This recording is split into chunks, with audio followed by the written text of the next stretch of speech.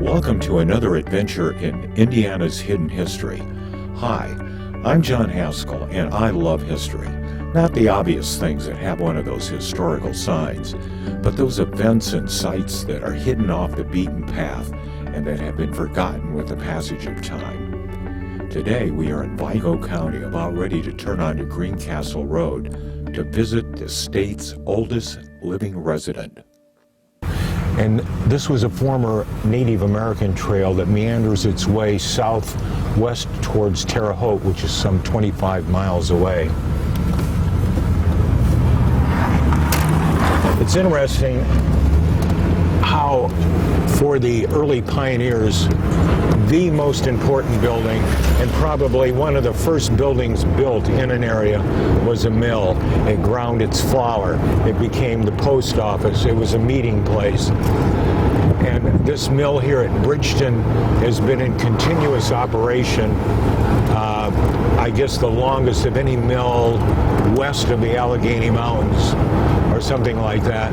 It's really an Indiana treasure. It was preserved by a local man that bought it some years ago.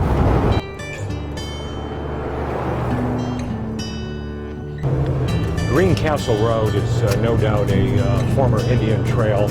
It follows a natural ridge line from the Terre Haute area up to some natural fording spots on Raccoon Creek. But up ahead is one of the state's most unique sites. To the best of my knowledge, there are only 2 of these sites in the state.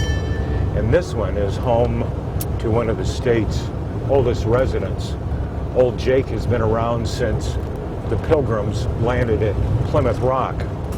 Now, if you guessed Jake is a tree, you're absolutely right. Now, there are other trees scattered around the state as old as this one, but none are in the middle of the road.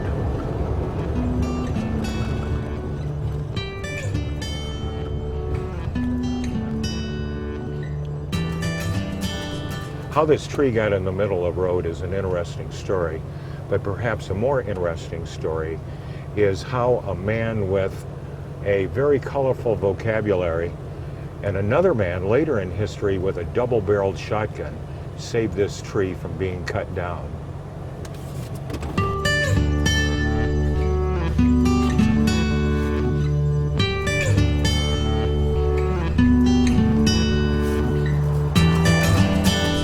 It's humbling to stand next to a living thing that is 3 or more centuries old. That relates to about 15 generations of human beings. And compared to our relatively short lifespan, it has seen a lot of history. It saw generations of Native Americans pass by and rest in the shade of its branches. And it saw our state's first settlers pass by, making a new life in the wilderness.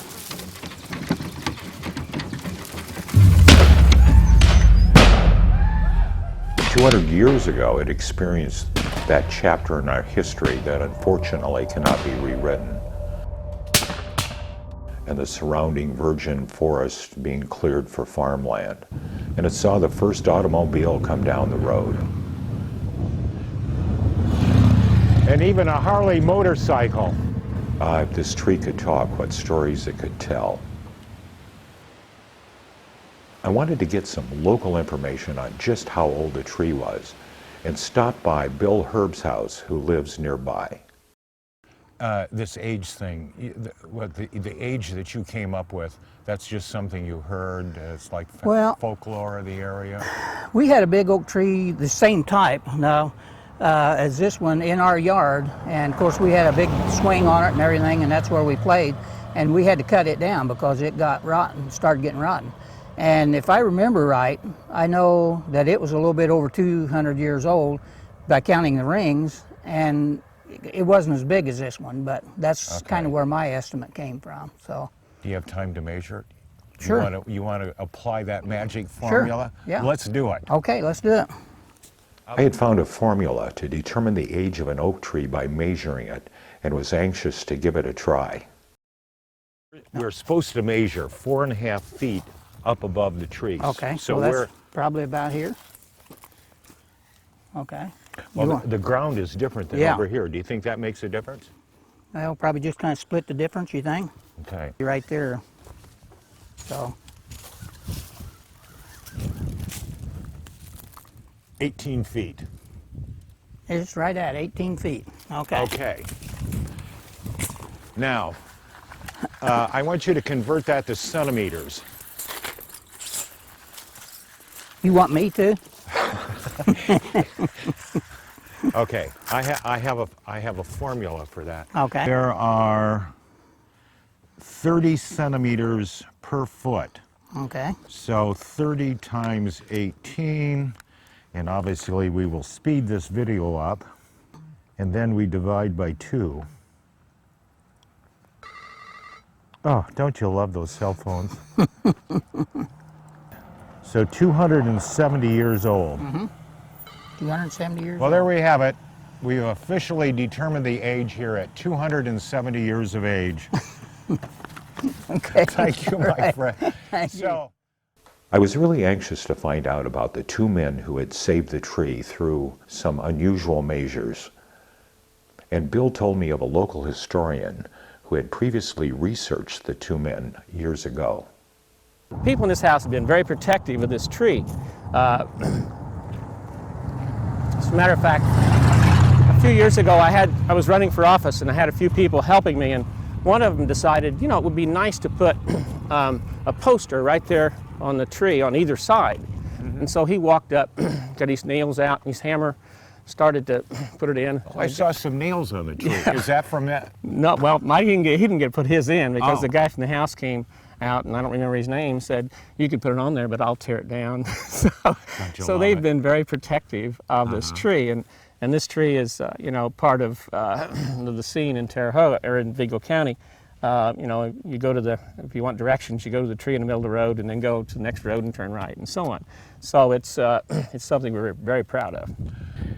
You know, in my research, I was reading about a couple of guys that really saved this tree so we could enjoy it today. And I understand you've researched these guys and know the story. Yeah, it's a beautiful story, and it seems like everyone who lives in the house by the tree is protective of the tree. And this tree has been here for 270 years, and it stood here in the middle of this road. And for the first 100 years or so, from the time the first settlers came in 1818 until about 1918, no one seemed to worry about it. And then in 1918, the county sent a crew out to cut this tree down. I suppose they thought maybe it was a hazard being in the middle of the road. Mm-hmm. And so they got out of their equipment out and started getting ready. And in this house, there was a guy named Dave Collier. And Dave came out and said, "You're not cutting that tree down." And he used some kind of explicit language. And finally, he convinced them to leave, and so they left. And so the tree stood there for another 30 years or so. And then during the New Deal period of Franklin Roosevelt, there was a WPA crew that was sent out to cut this tree down. Wow. And so when they came out and the same thing, they started unloading their equipment. By then, Dave had left and was no longer living in this house, and there was a guy named George Johnson who lived in the house. And George came out, and he was a little bit more aggressive with them.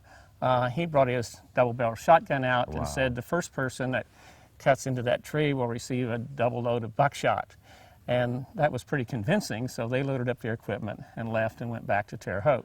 So they've had 2 attempts to tear this or cut this tree down, and both times the people in this house protected the tree, and that's the reason it's still standing today. So Vigo County was the wild, wild west, gunslingers and, well, you know, it's a state treasure, and I only know of one other tree in the middle of the road, and it's in southeastern Indiana. Now, there may be more, but that's the only 2 that I've seen. And when I saw this a couple of years ago for the first time, I thought, man alive, what a historical treasure. And I bet outside of this county immediate area, there's probably, you know, somebody from Fort Wayne is not going to know this Right. is here. Right.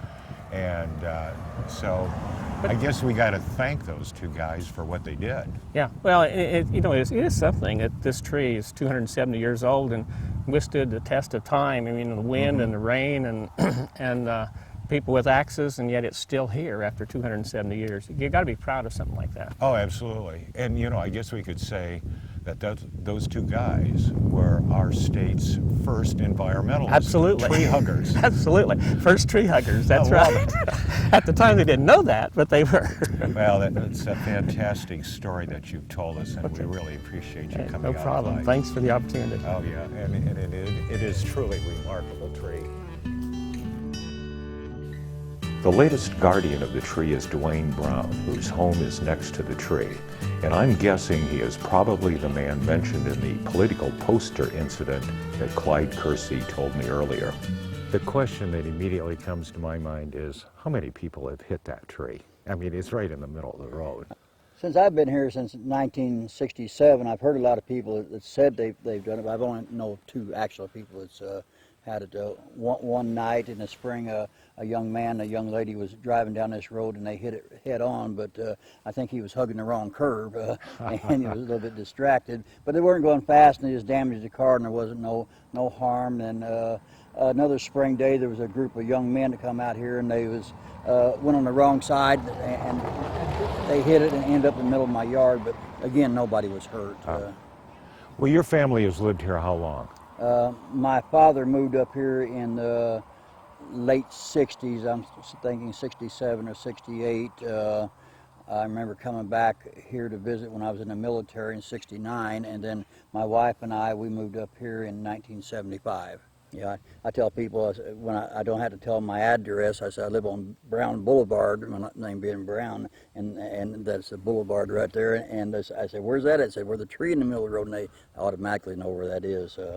Well, what is the name of this road? I've seen like 4 different names for this road on various maps. On this road here, it used to be called the Old Greencastle Road. Then they revamped things a few years ago when they started in the 911 and stuff. Now it's just called the Greencastle Road. Greencastle Road. Okay. Any history associated with the property? We've heard and that years ago that the reason that tree was still yet there was this is the old trail from Terre Haute to Greencastle, and there used to be an Indian trading post here. And Oh my goodness. the pioneers and the people that would travel back and forth on their trail would tie their wagons up underneath that tree and do their shopping here. And I had a elderly man come here back in the 70s or so and told me about a spring that used to be up on top of the hill that never ran dry. When people was having water problems, that there was always water up there, and they used to come up here and haul water out of the spring. Maybe why the trading post was I there. think they probably worked hand in hand together, yeah. Yeah, absolutely. Interesting. So we've heard many stories about the age of this tree.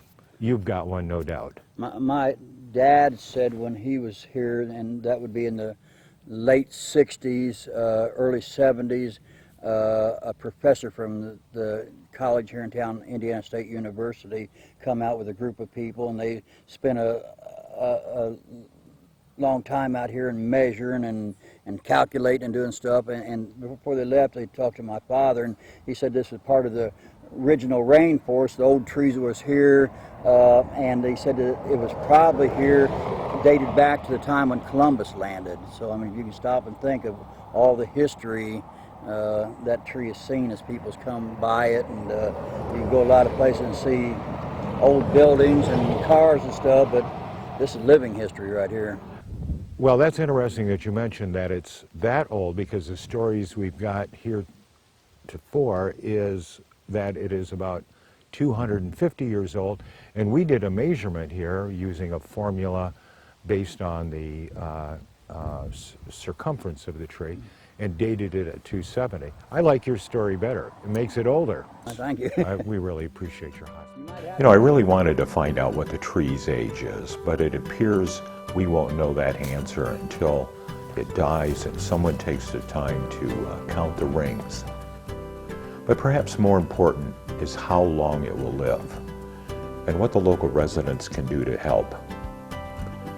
I'm going to let others debate if the methods these two early Hoosiers used to save the tree were right or wrong, but for me, I'm glad that they did. I envision they were a rough and tumble person who were not afraid to step forward and act on their convictions. The kind of guy you would like to have on your side in a difficult situation. It is interesting to note that long before the word environmentalist entered our vocabulary, they existed. And as the old saying goes, there is nothing new under the sun.